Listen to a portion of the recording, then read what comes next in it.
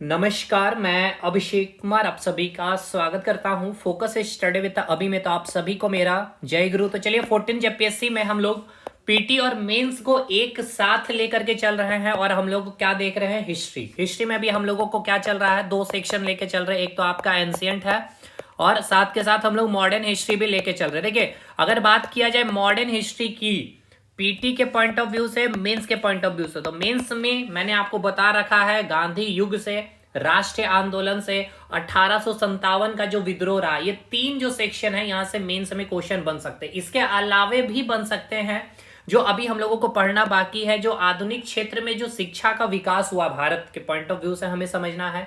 उसके बाद जो प्रेस आया, पत्रिकाएं, उसके बारे में हम लोग उसको समझ लेंगे। तो मॉडर्न हिस्ट्री आपका पूरा पीटी और मेंस कवर है। अगर बात किया जाए जेपीएससी का ट्रेंड अगर आप देख लीजिए तो मेंस आपका मैंने कवर करा दिया है।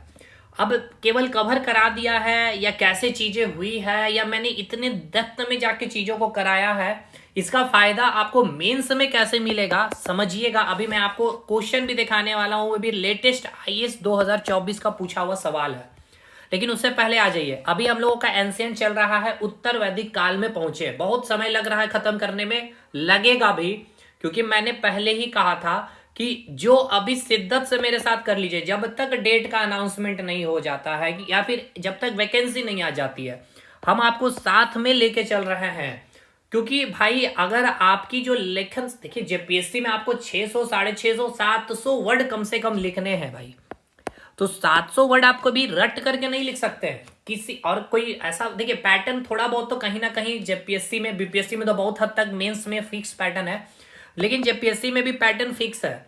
जो स्टूडेंट चीजों को समझ पा रहे होंगे, मैंने अभी तक जो जो चीजें बताई है, पॉलिटी के सेक्शन में भी मैंने बताई है कि कहाँ से मेंस के लिए इंपॉर्टेंट है, और उस पर जाके मैंने, चाहे वो प्रियम्बल हो या एकात्मक व्यवस्था जो भारत की जो संविधान है वो कैसे झलकती है, वो सारी चीजों पे हमने काम किया है। मतलब ये कहने का है सेंस कि अगर आप इस क्वेश्चन को देखें, आईएएस 2024 में मेंस का पूछा गया सवाल है। ये सवाल क्या है पहले समझिए। बोला ये गया है कि ऋग वैदिक से उत्तर वैदिक काल तक जो सामाजिक और आर्थिक क्षेत्र में जो घटित परिवर्तन है उसको रेखांकित कीजिए। अच्छा, एक चीज को और समझ लीजिए, इस क्लास को मैं यूट्यूब पर भी डालूंगा, तो आप बिल्कुल परेशान नहीं होइएगा। आज का क्लास आपको स्किप नहीं करना है, मतलब इसीलिए स्किप नहीं करना है क्योंकि आज हम लोग आगे कंटिन्यू कर रहे होंगे। उत्तर वैदिक काल जो है, उसके उत्तर वैदिक काल में आज हम लोग सारे चीजों को बात करेंगे। उसमें से एक सबसे इंपॉर्टेंट सेक्शन देखने वाले हैं राजनीतिक जीवन को, ठीक है। अब राजनीतिक जीवन का अध्ययन करेंगे, इसके बाद सामाजिक जीवन चलेगा, धार्मिक जीवन चलेगा और आर्थिक जीवन। इसलिए लेकिन अभी मैं आपको समझाना चाहता हूं, और यही कॉपी पेस्ट होगा क्वेश्चन आपके एग्जामिनेशन, जेपीएससी यही करेगी भाई, कॉपी पेस्ट ही चलती है। तो आईएएस के, यूपी पीसीएस के या बिहार पीसीएस के आए सारे मेंस और पीटी के क्वेश्चन को अगर आप अच्छे तरह से तैयार कर लेते हैं भाई, यकीन मानिए बहुत अच्छा आपका हो जाएगा लेखन शैली। लेकिन मैं बार बार कहता हूं, लेखन शैली आप तब तक अच्छा नहीं कर सकते हैं भाई, आप किसी का नोट्स ले ले भाई, उससे चीजें नहीं होगी, या वो आपको लिख करके बतला दे, मैं अभी लिख करके इसके ऊपर लिख के दे दूं, तो वो तो मेरी लेखन शैली अच्छी होगी। और ये लेखन शैली किसी की अच्छी नहीं होती भाई। अगर मैं अभी जो लिख के दूंगा वो 100% होगा, लेकिन मेरे इस लेखन शैली को पढ़ने के बाद जब आप खुद से बनाएंगे वो आपका 100%, वो सबसे बेस्ट हो जाएगा। अब आपके लेखन शैली देखने के बाद कोई दूसरा बंदा लिख रहा होगा वो बेस्ट होगा। मतलब लेखन शैली लिखने के बाद आज आप लिखे, कल मैं इसी के ऊपर लिखूंगा, वो और अच्छा होगा। समझ में आ गया ना। तो परफेक्ट इसमें कुछ नहीं होता है, हर एक चीज परफेक्ट होता है, हर एक चीज, हर एक रिटन में, यानी जो आप मेंस के रिटन लिख रहे होंगे क्वेश्चन को, वो वहां पे आपका संशोधन अगले, जब सवाल को फिर बना रहे होंगे अगले दिन, तो वहां पे आपको संशोधन खुद ब खुद देखने को मिल जाएगा और आपको चेंजेस भी देखने को मिलेगी। अब पहले समझिए इस क्वेश्चन की आत्मा को पहले पकड़िए भाई, क्योंकि इतना आसान तो नहीं था, आईएएस का ये पूछा गया क्वेश्चन है, बट फिर भी ये आसान है। मैं आपको समझा देता हूं। देखिए सवाल ये है, अभी मैं इस कलर को पहले हटा देता हूं, ठीक है ना। अब इसको तोड़ तोड़ के पहले समझिए। मेंस के क्वेश्चन को सबसे इंपॉर्टेंट समझना भाई। ऋग वैदिक, यानी कि अब आपको समझ में आ रहा है भाई, जो आपने वैदिक सभ्यता को पढ़ा, मैं एकदम देखिए जीरो से ही लेके चलता हूं हमेशा ही। तो आपको वैदिक सभ्यता जब मैंने पढ़ाया तो मैंने बोला क्या कि भाई इसको हम लोग दो भाग में बांटेंगे। एक होगा आपका ऋग वैदिक सभ्यता, या आप इसको संस्कृति कह लीजिए, ठीक है। और एक हमने बताया आगे, इसका दूसरा फॉर्मेट जो पढ़ेंगे हम लोग, उत्तर वैदिक काल के बारे में, या उत्तर वैदिक सभ्यता या उत्तर वैदिक संस्कृति के बारे में। ठीक है सर, तो यहाँ पे दो चीज आ गया, ऋग वैदिक काल और उत्तर वैदिक काल, ये समझ में आ गया। यानी वैदिक सभ्यता चैप्टर का ये क्वेश्चन है जिसको हमने दो भाग में बांट करके पढ़ा है। अभी ये हम लोगों का सेशन चल रहा है, कंटिन्यू है। अब आ जाइए, अब यहां आपसे पूछा गया है कि सामाजिक जीवन, ठीक है, सामाजिक जीवन यानी कि ऋग वैदिक से उत्तर वैदिक काल तक, यानी कि ऋग वैदिक से आप जब उत्तर वैदिक में आए तब तक का जो सामाजिक और जो आर्थिक क्षेत्र रहा है, उसमें जो भी घटनाएं घटित हुई है, उस घटनाओं में जो परिवर्तन आपने देखा है उसको रेखांकित कीजिए। तो भाई समझे आपने क्वेश्चन को क्या बोला आपसे आयोग ने आपसे ये बोला कि आप पहले दो पॉइंट को यहां पे समझिए। दो पॉइंट क्या है, एक है आपका सामाजिक जीवन और एक है आपका आर्थिक जीवन। और याद करिए, अभी मैं आपको नोट्स देखिए कितनी खूबसूरती, मैंने इसलिए कहा ना भाई, देखिए आर्थिक जीवन, ये आप आ जाइए पहले ऊपर आ जाइए, पूरे स्टार्टिंग नोट्स में आइए। देखिए यहां से हमने चीजें आपको स्टार्ट की, वैदिक सभ्यता, इसको दो भाग में बांटा, ऋग वैदिक संस्कृति और उत्तर वैदिक संस्कृति। यहां से हमने स्टार्ट किया आपको ऋग वैदिक से। अब ऋग वैदिक के बारे हमने पूरा चीजों को समझा, हर एक चीज को देखा, ऋग्वेद के बारे में जाना, क्योंकि ऋग वैदिक सभ्यता में हम लोग क्या पढ़ते हैं भाई, ऋग्वेद के बारे ही पढ़ते हैं। अब इसमें अगर आप देखें तो सबसे पहले हमने आपको क्या बताया भाई, सामाजिक जीवन के बारे में। यानी कि ऋग वैदिक जो काल रहा है, उस ऋग वैदिक काल में जो सामाजिक जीवन, अच्छा अब यहां पे भी आप ये सोचेंगे, ये मैंने आपको बताया भी भाई, चार चीजें मैंने आपको बताई है, चार चीजें मैंने आपको बताई है। एक है आपका सामाजिक जीवन, ठीक है, तो सामाजिक जीवन कहने का मतलब क्या है कि जिस भी, जैसे हड़प्पा सभ्यता का सामाजिक जीवन, तो हड़प्पा सभ्यता में जो समाज हुआ करता था, उस समाज में जो लोग रह रहे थे, या उनका जो थॉट प्रोसेस, उनका विचार क्या रहा है, उनकी वहां पे महिलाएं जो थी उनकी स्थिति के बारे में आपको चर्चा करना। ठीक है, वहां के जो लोग रह रहे थे, उनके लोग का खान पान, मनोरंजन के साधन क्या रहे हैं, इन सारे उनके वेशभूषा, वो क्या पहनते थे, सामाजिक जीवन में इन सारी चीजों को हम लोग क्या करते हैं, चर्चा करते हैं। देख रहे होते हैं कि हड़प्पा सभ्यता में क्या कोई वर्ण व्यवस्था, जाति प्रथा की क्या कोई यहाँ पे प्रचलन थी, सती प्रथा, छुआछूत जैसा कोई सिस्टम था कि नहीं था। ये हो गया सामाजिक जीवन। अब फिर हम लोग बात करते हैं राजनीतिक जीवन में। तो राजनीतिक जीवन में हम क्या देखते हैं कि हड़प्पा सभ्यता हो या ऋग्वैदिक सभ्यता हो या उत्तर वैदिक सभ्यता में जो राजा हुआ करते थे, या है या नहीं, हड़प्पा सभ्यता में आपने देखा है कि कोई राजा जैसा सिस्टम तो था नहीं, तो क्या वहां राजा का कोई प्रशासन था, अगर प्रशासन था तो लोकतांत्रिक था या राजतांत्रिक था, मतलब वो राजा का पद वंशानुगत था या फिर वहां पे चयनित वाली सिस्टम चलती थी, ये देखेंगे हम लोग राजनीतिक जीवन में। अब उस राजा का जो क्षेत्र का जो विस्तार है, कहां तक, मैप में आप उसको बना करके दिखाएंगे। इसके बाद फिर हम लोग देखेंगे उस राजा ने अपने कार्य क्षेत्र के तहत क्या उनके कोई संस्थाएं थी, जैसे कि आपने वैदिक ऋग वैदिक में आपने क्या देखा, समिति, सभा और आपने विदत, ये तीन ऐसी संस्थाएं थे जहां राजा क्या करते थे, बैठते थे, कोई भी निर्णय लेते थे, और उन राजा के द्वारा कोई ऐसा फेमस कुछ चीज को क्या किया गया, कॉइन, सिक्के चलाए गए, या कोई स्पेशल डिसीजन लिया गया, सती प्रथा स्टार्ट किया गया, विधवा पुनर्विवाह सिस्टम खत्म किया, ये सारी चीजें, उस पर ज्यादा चर्चा हम लोग सामाजिक जीवन में ही कर लेते हैं। ये हो जाएगा राजनीतिक जीवन। फिर इसके बाद हम लोग चर्चा करेंगे आर्थिक जीवन। आर्थिक जीवन में मेनली क्या है कि वैदिक सभ्यता या ऋग वैदिक सभ्यता में उनका जो अर्थव्यवस्था का मुख्य आधार क्या था, कृषि था, पशुपालन रहा है, क्या रहा है, ठीक है, उनका मुख्य स्रोत। और यहाँ पे जो ये लोग व्यापार करते थे, क्या भारत के बाहर भी व्यापार करते थे, और अगर करते थे तो क्या उनका प्रमाण मिला है, उसको चर्चा करना है। और व्यापार में क्या यहाँ पे कोई निश्चित मुद्राएं चलती थी, अगर मुद्रा नहीं था तो क्या वस्तु विनिमय पद्धति थी, और अगर वस्तु विनिमय पद्धति थी तो उस समय क्या वस्तु का एक्सचेंज किया जाता था। जैसे कि आपने ऋग वैदिक में क्या देखा, गाय का ही एक्सचेंज करता, क्योंकि गाय महत्वपूर्ण पशु थी। उसके बाद फिर हम लोग देखते हैं धार्मिक और सांस्कृतिक, यानी वहां पे धर्म का जो भी बंदोबस्त देखने को मिला। हड़प्पा सभ्यता में प्रकृति, वैदिक सभ्यता में भी वही चीज देखने को मिला, कोई मंदिर नहीं है, ना तो मूर्ति पूजा है, यहाँ पे जिससे लाभ वही आपके भगवान हो रहे हैं, यहाँ पे इंद्र वरुण अग्नि की पूजा हो रही है, उसकी चर्चा धार्मिक जीवन में। संस्कृति की वहां की जो कल्चर रहा है, वहां पे जो लोगों का जैसे कि जो जो कुछ संस्कृति मिले, जैसे कि आप हड़प्पा सभ्यता में 3-4 संस्कृति के बारे में हम लोग जिक्र किए हैं, ठीक है ना।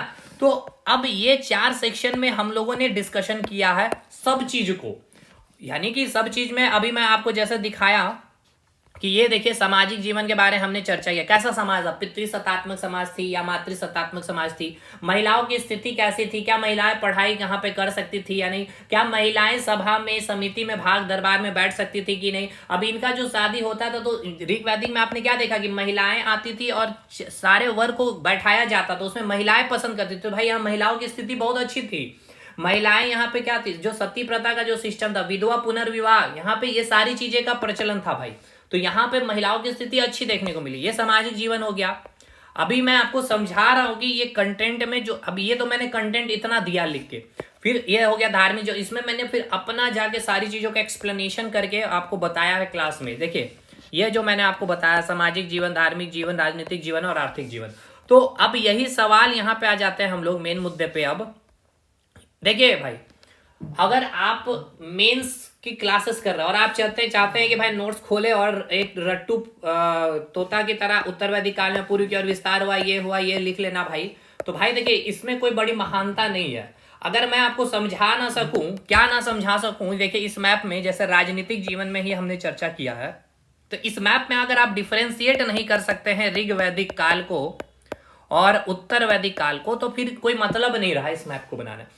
तो आपको बताना है कि अगर ब्रह्मवर्त लिख दिए, मतलब कि इस समय आर्यों का क्षेत्र यहां से यहां तक रहा, सतलज यमुना तक का जो क्षेत्र है यहां तक, यानी कि पूर्वी अफगानिस्तान, पूरा पाकिस्तान, पंजाब और इधर जो है उत्तर प्रदेश का पश्चिमी इलाका, यानी यमुना का जो क्षेत्र यहां तक क्या था, आर्यों का क्षेत्र था ऋग वैदिक काल में। और यही उत्तर वैदिक काल में बढ़ करके ये आर्यवर्त वाला जो क्षेत्र यहां तक उत्तर वैदिक काल, आपका उत्तर वैदिक काल में राजा ने क्या क्या क्षेत्र का विस्तार किया, गंडक नदी तक और इधर विंध्य पर्वत तक।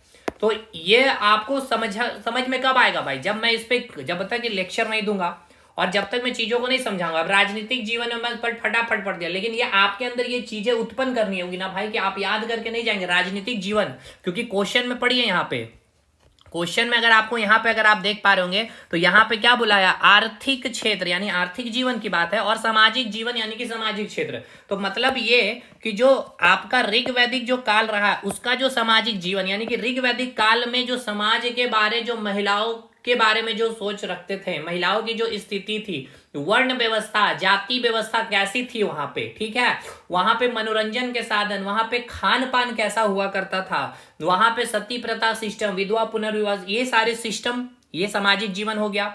और आर्थिक जीवन के ऋग वैदिक काल में आर्थिक यानी अर्थव्यवस्था का मुख्य आधार क्या रहा, पशुपालन रहा, कृषि रहा, व्यापार किए या नहीं करते थे, भारत से बाहर भी व्यापार होते थे, क्या मुद्राएं थी, निश्चित मुद्राएं थी या नहीं थी, अगर नहीं थी तो वस्तु विनिमय पद्धति में किस वस्तु का एक्सचेंज किया जाता था, ये आर्थिक जीवन हो गया ऋग वैदिक का।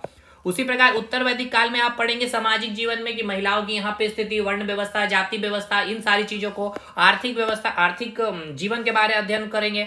अब इसमें आपको क्या करना है भाई, जो घटना परिवर्तन हुआ, यानी ऋग वैदिक से उत्तर वैदिक काल में आपने देखा कि ऋग वैदिक काल में महिलाओं की स्थिति बहुत अच्छी थी, लेकिन उत्तर वैदिक काल आते आते क्या हुआ, महिलाओं की स्थिति डाउन होती चली गई, खराब होती चली गई। क्यों, महिलाएं अभी पढ़ तो सकती थी, लेकिन सभा समिति जो पहले ऋग वैदिक काल में वहां पे वो लोग बैठती थी, अब यहाँ पे बैठने का सिस्टम खत्म कर दिया गया है, मतलब महिलाओं की स्थिति में डाउनफॉल यहाँ पे देखने को मिला। तो ये सभी घटनाओं को आपको रेखांकित करनी होगी, एक चार्ट, एक फ्लो चार्ट बना करके। ये देखिए एक बार आपका माइंड में आ जाएगा, फ्लो चार्ट बन जाएगा। अब इस पे क्या करना, बखान कर देना, थोड़ा सा चीजों को सिस्टमैटिक वे में लिख देना अच्छी तरह से। अब इसी के बाद और आपको क्या लिखना है, यहाँ पे ऋग वैदिक काल में जो वर्ण व्यवस्था, जाति व्यवस्था, तो ऋग वैदिक काल में वर्ण व्यवस्था क्या था भाई, वर्ण व्यवस्था यहाँ पे किस आधार पे था, कर्म के आधार में था। मतलब जरूरी नहीं है कि ब्राह्मण का बेटा ब्राह्मण ही बनेगा, शूद्र का बेटा ब्राह्मण भी बन सकता था, क्षत्रिय का बेटा वैश्य भी बन सकता था, डिपेंड करता है उनका कर्म। हाँ, जन्म के आधार से वो ब्राह्मण होंगे, लेकिन कर्म के आधार पर ऋग वैदिक काल में क्या है, आप अपना वर्ण जाति बदल सकते थे। छुआछूत जैसा सिस्टम यहाँ पे प्रारंभ नहीं हुआ था ऋग वैदिक में, लेकिन अब यही परिवर्तन आप देख पा रहे होंगे सामाजिक जीवन में उत्तर वैदिक में काल। यहाँ पे वर्ण व्यवस्था क्या हो गया भाई, स्थायी हो गया, लॉक कर दिया गया। मतलब ब्राह्मण का बेटा ब्राह्मण ही होगा और शूद्र का बेटा शूद्र ही होगा। मतलब कि शूद्र का बेटा कितना भी पीएचडी कर ले और ब्राह्मण का बेटा एलकेजी भी पास ना हो, तब भी ब्राह्मण का बेटा के पैर को कौन छुएगा, वो शूद्र का बेटा। तो यहाँ पे वर्ण व्यवस्था, जाति व्यवस्था, छुआछूत प्रारंभ हो गई है। यहाँ पे अब बोला गया कि ब्राह्मण कौन है भाई, कि ब्रह्मा के जो मुख से जिनका जन्म हुआ उनको क्या कहा गया भाई, उनको कहा गया है जो ब्रह्मा के मुख से जिनका जन्म हुआ है वो उनको कहा गया है, सॉरी ब्राह्मण, जो ब्राह्मण है वो ब्रह्मा के मुख से जन्म हुए हैं। क्षत्रिय जो है ब्राह्मण के भुजा से जन्म हुए, वैश्य जो है ब्राह्मण के जांग से जन्म हुआ, जो शूद्र है वो ब्राह्मण ब्रह्मा के पैर से यानी कि तलवे से जन्म हुआ। यानी यहाँ पे जो वर्ण का क्या कर दिया गया, स्त्रीकरण किया गया, यानी कि इसमें उत्तर वैदिक काल में। तो यहाँ उत्तर वैदिक काल में जो जाति व्यवस्था, जो वर्ण व्यवस्था है, यहाँ पे क्या है भाई, छुआछूत देखने को अब इसका उदय हो गया है। यहाँ उदय हुआ, लेकिन धीरे धीरे महाजनपद काल, मौर्य काल आते आते आप देखेंगे कि ये छुआछूत और बहुत चरम स्तर तक पहुंच जाएगी। ठीक है। और यहाँ ऋग वैदिक काल में शूद्र चाहे तो वो क्या कर सकता है, वेद पढ़ सकता था, लेकिन इसको आते आते उत्तर वैदिक काल में क्या कर दिया गया भाई, शूद्र वेद पढ़ ही नहीं सकता है, केवल ब्राह्मण, क्षत्रिय और वैश्य, जिसको द्विज कहा जाएगा, ये सब चीज हमने आपको बताया है। उनको वेद पढ़ने से पहले क्या किया जाएगा, याद करिए, जनेऊ धारण कराया जाएगा। उसके लिए एक शब्द, एक टर्म यूज किया गया था, यगो पवित्र किया जाएगा, यानी उनका जनेऊ धारण किया जाएगा। उसके बाद ही वो क्या कर पाएंगे भाई, वेद पढ़ पाएंगे। ठीक है ना। तो अब ये सब सामाजिक जीवन में आप क्या देख रहे हैं, परिवर्तन। लेकिन ऋग वैदिक में ऐसा नहीं, कोई भी पढ़ सकता है, ब्राह्मण का बेटा या शूद्र का बेटा पढ़ लिख लिया तो वो वेद पढ़ सकता है। तो ये बदलाव, वही आर्थिक व्यवस्था में आप देखेंगे ऋग वैदिक में क्या है भाई, पशुपालन है। लेकिन अब यहाँ आप देखेंगे उत्तर वैदिक में कृषि स्टार्ट हो चुकी है। तो अब मुख्य व्यवस्था का, अभी अर्थव्यवस्था का जो मुख्य आधार तो अभी पशुपालन ही है, लेकिन कृषि भी स्टार्ट हो गई है। समझ में आ रहा है। लेकिन कृषि में अभी यहाँ पे उत्तर वैदिक काल में क्या है आपका, लोहे का, यानी कि धातु में लोहे का क्या हो गया, इस्तेमाल करना प्रारंभ हो गया था। लेकिन ये धातु का जो लोहा है, इसका इस्तेमाल जो हुआ है किस क्षेत्र में हुआ था, युद्ध के क्षेत्र में हुआ था, कृषि के क्षेत्र में अभी नहीं हुआ था। यानी जो खेत की जोताई हो रही थी वो लकड़ी से ही हो रही थी, हल से नहीं हो रही, सॉरी लोहे से नहीं हो रही थी। और अब जैसे ही लोहे से आप जहां महाजनपद काल में देखेंगे तो जो उत्पादन होगा वो आवश्यकता से अधिक होने लगेगा और फिर से नगरीकरण की व्यवस्थाएं स्टार्ट हो जाएगी। तो ये महाजनपद काल से मैंने जोड़ दिया। मतलब ऑल ओवर अगर आप समझने की कोशिश कर पा रहे हैं तो आपको समझना होगा, हर चैप्टर को एक दूसरे से लिंकअप करके चलना पड़ेगा। जैसे कि देखिए, अगर मैं आपको एंसेंट हिस्ट्री, मैं क्यों एंसेंट हिस्ट्री जब पढ़ाया तो आपको ये चीज बार बार मैंने कहा कि भाई ये चैप्टर को ध्यान रखना है। आपको यहां से लेकर के हड़प्पा सभ्यता से लेकर के यहाँ गुप्तोत्तर काल तक चीजों को समझ करके पढ़नी होगी। हड़प्पा सभ्यता को वैदिक सभ्यता से, या हड़प्पा सभ्यता को ऋग वैदिक सभ्यता से, ऋग वैदिक को उत्तर वैदिक सभ्यता से कंपैरिजन करना होगा। क्या बदलाव आप देख रहे हैं भाई। इतिहास मैंने पहले ही कहा, इतिहास क्या है भाई, इतिहास कुछ नहीं, एक सर्टेन पीरियड के बाद जब लोगों के सामाजिक जीवन, आर्थिक जीवन और राजनीतिक जीवन और धार्मिक जीवन में जो परिवर्तन आता है, उस परिवर्तन या कुछ परिवर्तन आता है और कुछ निरंतरता चलती ही रहती है ना, कुछ चीज नहीं बदलती है। और उसी घटना को जो आप अध्ययन करते हैं वही हो जाता है इतिहास। तो आपने एंशिएंट को देखा तो एंशिएंट में आपने पूरा हिंदू धर्म के बारे देखा, तो हिंदू की जो भी सिस्टम रही उसके बारे में हम लोग अध्ययन किए। मध्यकाल में आप देखें इस्लाम धर्म का उदय आप देखने को मिला, और फिर आधुनिक भारत में जहाँ आपके अंग्रेज आए, ईस्ट इंडिया कंपनी की सारी चीजें, सिस्टम को देखे। तो खैर वो चीजों को जो हमने आगे बातें बताई वो अलग बात है। उसके बाद फिर महाजनपद का भी कंपैरिजन आप मौर्य काल से क्या बदलाव हुआ, महाजनपद काल से वैदिक सभ्यता में क्या बदलाव। तो हर चैप्टर का लिंकअप जब तक नहीं बनेगा भाई, देखिए ये मैं इतना यहाँ चीजें इसलिए समझा रहा हूं ना कि जो लोग परेशान हो रहे होते हैं मेंस के लिए, कैसे लिखेंगे भाई, ये आप तब लिख पाएंगे जब तक कि आपको चैप्टर पे, टॉपिक पे नोट्स ले लीजिए ना, किसी टॉपर्स के नोट्स ले लीजिए, किसी टीचर के नोट्स ले लीजिए, आप हमारे नोट्स ले लीजिए, कोई काम में नहीं आएगा जब तक कि जो बातें आपको मैं बता रहा हूं, जो समझाना चाह रहा हूं, सामाजिक जीवन के बारे में समझिए कि क्या बदलाव हुआ हड़प्पा सभ्यता से, कितना सिस्टम किस प्रकार से अच्छा हुआ या सामाजिक जीवन, महिलाओं की स्थिति खराब हुई या अच्छी हुई, वर्ण व्यवस्था, जाति व्यवस्था में क्या आप बदलाव देखें। तो यही सवाल तो आपसे आईएएस में किया भी गया था कि आप उसके घटना में जो परिवर्तन हुए हैं उसको क्या करिए भाई, आप रेखांकित करिए, है ना। देखिए क्वेश्चन को पढ़िए भाई, बड़े अच्छे सवाल है ये, और बहुत अगर अच्छे से अगर आपने स्टडी की होगी तो ऐसा नहीं कि बहुत ज्यादा ये सवाल टिपिकल हो गया होगा। अब मैंने तो आपको पढ़ाया जेपीएससी बैच में, फिर भी आप इस सवाल को बनाने के लिए बिल्कुल समर्थ है मेरे भाई। जो बंदा अगर ईमानदारी पूर्वक सेशन को देखा होगा, क्योंकि अगर आप एप्लीकेशन में देखे होंगे तो वैदिक सभ्यता में मैंने अभी तक, और अभी आपका वैदिक सभ्यता कंप्लीट नहीं हो, अभी वैदिक सभ्यता में अभी 3 लेक्चर और आएंगे, और मुझे लगता है कि अभी तक वैदिक सभ्यता में कम से कम 7 लेक्चर तो हो ही गए होंगे। 3 लेक्चर मतलब 10 लेक्चर। तो भाई 10 लेक्चर किसी ने देखा हो, 10 लेक्चर ऐसा नहीं है कि भाई 20 मिनट नहीं, 50 मिनट 45 मिनट से कम लेक्चर होता भी नहीं है हमारा। तो और एक बात है कि भाई मैंने चीजों को इतना आसान करने का कोशिश किया है। और दूसरा सबसे मेरी कोशिश ये रहती है कि चीज़ों को मैं क्लास में ही आपको याद करा दूँ, कि घर में आपके पास समय नहीं है, मुझे पता है आप बहुत व्यस्त व्यक्ति हैं भाई।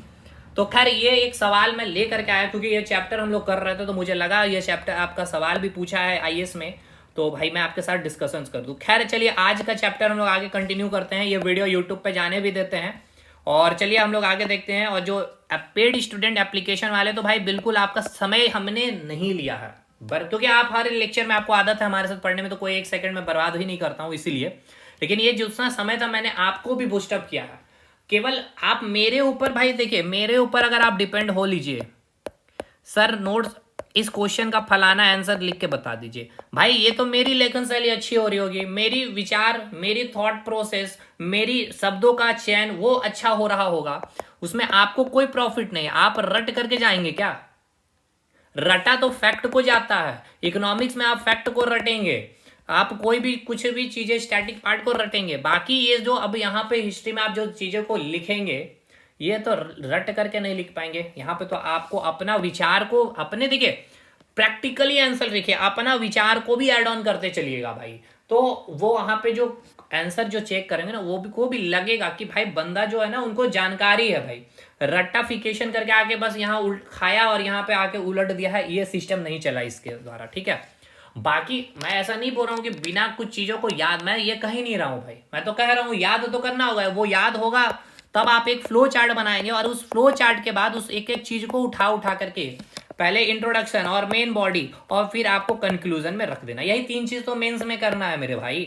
खैर अभी हम लोग का समय है मेंस में, हम अभी देखिए एक बात जान लीजिए, जो एडमिटेड है हमारे बैच में भाई पीटी का ही केवल क्लास नहीं चल रहा, मैं बार बार कह रहा हूँ पीटी प्लस मेंस को मैं साथ में लेके चल रहा हूँ। और ये सारे लेक्चर अगर आप नहीं देख रहे हैं तो मेंस में मैं अलग कुछ आत्मा लेकर के नहीं आ जाऊंगा, ठीक है, इसमें और थोड़ा सा और डेप्थ में घुस जाऊंगा, बाकी ये बताई हुई बातें को मैं बोल लूंगा कि ऑलरेडी मैं बता दिया, क्योंकि यहाँ इतनी मैंने मेहनत कर दिया ऑलरेडी, ठीक है। तो इसलिए ये चीज को भी तैयार रखिएगा अपने दिमाग में। खैर अब आइए हम लोग पढ़ने वाले हैं क्या, चलिए आज आगे हम लोग बढ़ेंगे। जो उत्तर वैदिक काल जो पढ़ रहे हैं, उत्तर वैदिक काल में हम लोग आज देखेंगे राजनीतिक जीवन के बारे में। तो अब आपको यह समझ में आ चुका है राजनीतिक जीवन के बारे में आप क्या देखने वाले क्या नहीं देखने वाले। सबसे पहले समझते हैं कि उत्तर वैदिक कार्य जो कार्य रहा है, उत्तर वैदिक जो सभ्यता रही है, इस समय आर्यों का जो विस्तार क्षेत्र है उसको पहले मैप में समझते हैं हम लोग, ठीक है ना। अब इस मैप को आप क्या करेंगे, मेन समय बनाएंगे भाई, यही तो खूबसूरती है। और फिर आप इसको रिप्रेजेंट करेंगे, ये हो गया आपका उत्तर वैदिक काल, या फिर लिख सकते हैं उत्तर वैदिक काल का ये क्षेत्र लिख सकते हैं इस प्रकार से।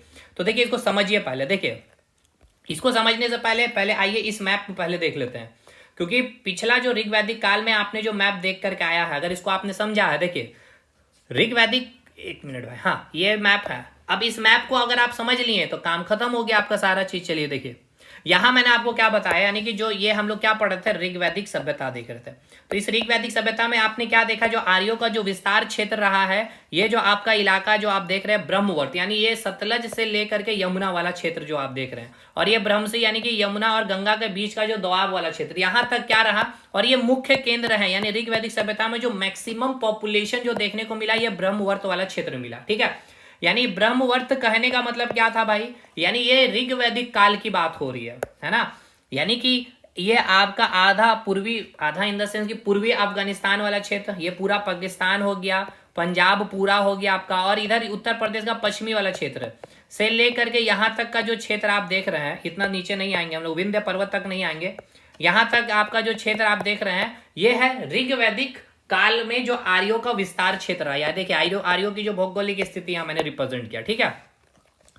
अब ये क्षेत्र उत्तर वैदिक काल में क्या आगे बढ़ेगा, क्या क्षेत्र यहाँ पे जो राजा आएंगे क्या वो राजा क्षेत्र का विस्तार करेंगे, तो बिल्कुल। अब आ जाइए इस मैप में मैं आपको दिखाता हूँ कैसे विस्तार हुआ, इसको समझिए। मैं आपको कंपैरिजन करवाना सिखा रहा हूँ भाई, एक दूसरे के साथ चैप्टर को लिंकअप करके पढ़िए। देखिए यहाँ पे आपको जो गंडक नदी दिख रहा है, अब इस गंडक नदी का आपका जिक्र किया गया है सदा नीरा के नाम से, ये भी सवाल है आपका पीटी के पॉइंट ऑफ व्यू से, ठीक है ना। यानी कि जो उत्तर वैदिक काल में गंडक नदी को क्या कहा गया है, सदा नीरा कहा गया। क्या कहा गया है मेरे भाई, सदा नीरा कहा गया। क्या कहा गया है मेरे भाई, सदा नीरा कहा गया। और यहां पर लिखा ये गया है कि जो ब्रह्मवर्त वाला जो क्षेत्र आप देख रहे हैं आर्यों का यहाँ तक है, अब इसको क्या किया गया, पूर्व में भी क्या किया गया, इसका विस्तार किया गया। कहाँ तक, गंडक नदी, सदा नीरा मेंशन है, सदा नीरा किसके लिए इस्तेमाल किया गया, गंडक। और दक्षिण में विंध्य पर्वत जो देख रहे हैं, विंध्य पर्वत के तक क्षेत्र तक क्या हो चुका है, राजा ने विस्तार कर लिया। यानी कि जो आप उत्तर वैदिक काल जो आप देख रहे हैं उसका विस्तार क्षेत्र क्या हो चुका है, बढ़ चुका है। पूर्व में जो आपका क्षेत्र ब्रह्मवर्त था, यानी आप जो ब्रह्मवर्त वाला जो क्षेत्र आप इसको जो नाम दे रहे हैं ना, यहाँ पे जो ऋग वैदिक काल की जो सभ्यता का जो क्षेत्र का विस्तार रहा, अब ये क्षेत्र क्या हो चुका है, बढ़ चुका है। पूर्व में कहाँ तक विस्तार कर चुका है, देखिए किधर किधर विस्तार हुआ समझिए, एक तो पूर्व के साइड विस्तार हुआ और एक दक्षिण के साइड विस्तार हुआ। पूर्व में कहाँ तक, गंडक नदी यानी कि सदा नीरा क्षेत्र तक विस्तार हो चुका है, और दक्षिण में विंध्य पर्वत जो देख रहे हैं यहाँ तक क्या हो चुका है, आर्यों का क्षेत्र में विस्तार हो गया। यानी राजा ने क्या किया, क्षेत्र का विस्तार किया है। और इसको क्या नाम दिया गया, इसको नाम दिया गया है आर्यवर्त। तो भाई दो चीज हो गया, एक है ब्रह्मवर्त और एक है आपका आर्यवर्त। तो इससे क्या समझ में आता है, ब्रह्मवर्त अगर मैं कहूं यानी कि ये कौन सा काल की बात है भाई, ऋग वैदिक काल की बात है, यानी ऋग वैदिक सभ्यता यहाँ तक क्या था भाई, विस्तार था। और आर्यवर्त यानी कि इतना अधिक बढ़ा जो पूर्व तक और दक्षिण तक, इसका मतलब ये क्या है, आपका उत्तर वैदिक काल का क्षेत्र है। ठीक है, तो ये आप मैप में दर्शाएंगे, भौगोलिक स्थिति को रिप्रेजेंट करेंगे कि ऋग वैदिक काल, यानी कि राजनीतिक जीवन में आपने पूछा ना कि क्या घटना परिवर्तित हुई है भाई, तो अगर यहाँ भौगोलिक स्थिति में देखा जाए तो ये परिवर्तन है, क्षेत्र का विस्तार हुआ है यहाँ से कहाँ तक। ठीक है, तो अब यहाँ पे देखिए सवाल क्या है कि जो उत्तर वैदिक काल में जो पूर्व की ओर जो विस्तार आप देख रहे हैं, यानी ये जो पूर्व की ओर विस्तार हुआ गंडक नदी तक, ये किसने किया था, तो ये नाम याद रखेगा, पीटी के लिए इंपॉर्टेंट है और आप मेंस में भी इसको आप लिखेंगे, विदय माधव के नेतृत्व में हुआ था। तो किसके नेतृत्व में उत्तर वैदिक काल का जो विस्तार पूर्व में गंडक यानी कि सदा नीरा तक हुआ, तो ये आप क्या बोलेंगे भाई, गंडक के लिए सदा नीरा नदी तक फैलाया गया। तो किसने किया था, विदय माधव ने किया है। और दक्षिण में जो विंध्य पर्वत अगस्त ऋषि के द्वारा क्या किया गया था, इसका विस्तार किया गया था।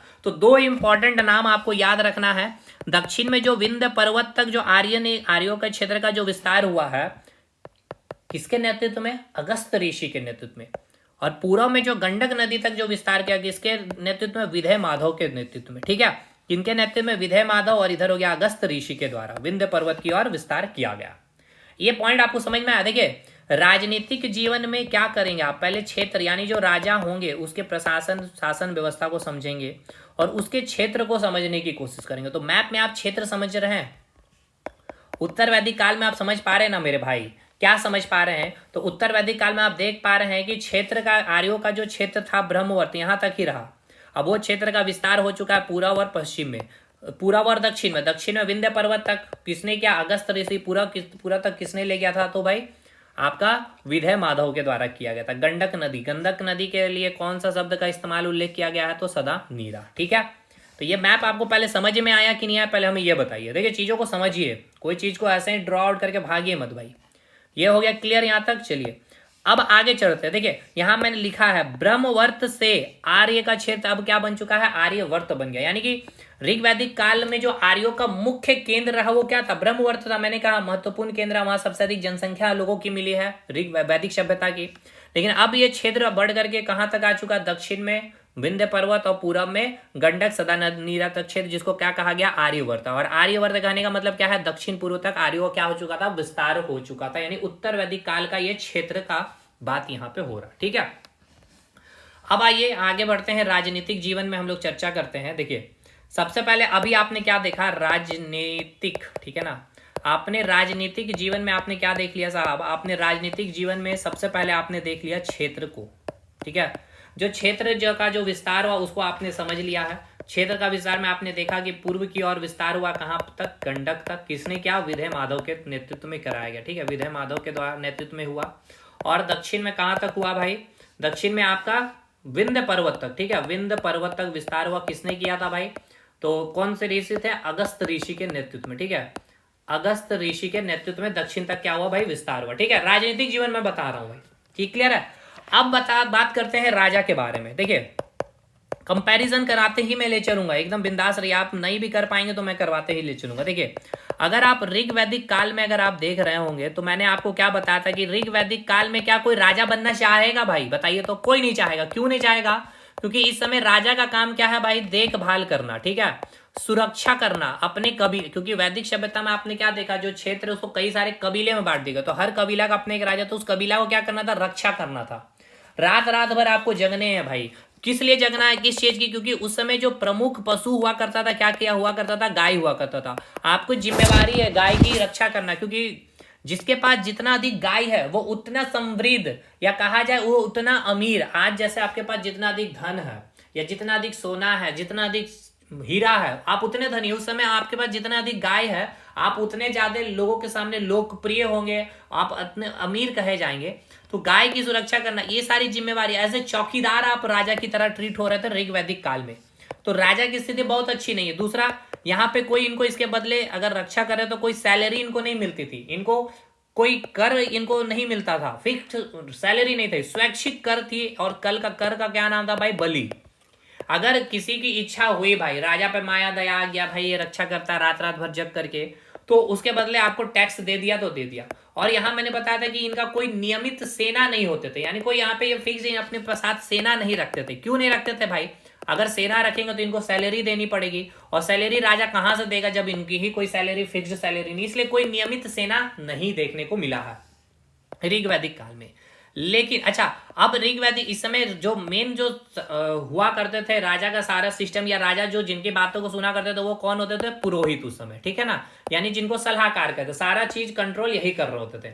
लेकिन यही चीज आप उत्तर वैदिक काल में जब आप देखेंगे, तो उत्तर वैदिक काल में कुछ हद तक राजा की जो स्थिति है अच्छी होते हुए दिखेगी। राजा की जो स्थिति है अच्छी होते हुए दिखेगी, अच्छी होते हुए दिखेगी भाई, अच्छी होते हुए दिखेगी। कैसे, क्योंकि देखिए अब जो राजा है, अब जो राजा है, अब अच्छा एक चीज और समझिए, पहले जो ऋग वैदिक काल में जो युद्ध होते थे एक दूसरे के साथ, किस लिए, तो भाई मेन रीजन था गाय।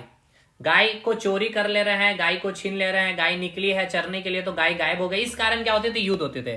तो अब उत्तर वैदिक काल में जो युद्ध हो रहा है गाय के लिए तो होता ही था, साथ के साथ एक चीज और एड ऑन हो गया है, अब क्षेत्र के लिए लड़ा जा रहा है, यानी कि क्षेत्र के विस्तार के लिए, यानी एक राजा अपने क्षेत्र का विस्तार करने के लिए अब क्या कर रहे हैं, युद्ध कर रहे हैं।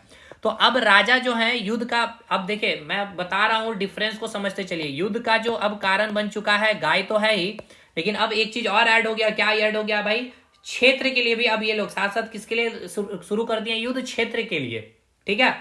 अब जो राजा जो बनेगा, ठीक है ना, पहले राजा डायरेक्ट बना दिए जाते थे, अब लेकिन राजा जो बनेगा उसको क्या किया जाएगा, पहले उसका राज्यभिषेक कराया जाएगा। मतलब ये कि थोड़ा सा ताम झाम होगा, यानी कि जैसे यज्ञ कराया जाएगा आपका, और राज्यभिषेक कराया जाएगा, यानी कि एक यज्ञ कराया जाएगा। ये यज्ञ आपसे नाम पूछा जाएगा, राजसूय यज्ञ, ठीक है, राजसूय यज्ञ कहा जाता था। तो आपसे पूछा जाएगा कि राजसूय यज्ञ का मतलब क्या है, तो राजा जो बन रहा है उसको दायित्व दिया जा रहा है कि अब आप राजा बन रहे हैं, राजा के सिंहासन पे आप बैठ रहे हैं, मतलब कि एक प्रकार से आपको फीलिंग होगा भाई कि अब हम राजा, पहले राजा की स्थिति आप देख पा रहे हैं, अब आपको फीलिंग आ रहा है कि हाँ आप राजा बन रहे हैं, आपका राज्यभिषेक कराया जाएगा, ठीक है ना, आपको ताज दिया जा रहा है कि यज्ञ करा के, राजसूय यज्ञ कहा जाएगा, 4-5 यज्ञ मैं बताऊंगा। तो यानी कि राजसूय यज्ञ करा के राजा को बताया दिया जा रहा है, एक शक्ति प्रदान किया, एक दिव्य शक्ति प्रदान किया जा रहा है कि आप अपनी प्रजा का देखभाल करेंगे, ठीक है, समझ में आया यहाँ पे। यानी कि कुछ हद तक राजा की जो स्थिति है भाई अब अच्छी होते हुए आपको दिख रही होगी। यहां तक चीजें क्लियर है कि नहीं, पहले ये बताइए।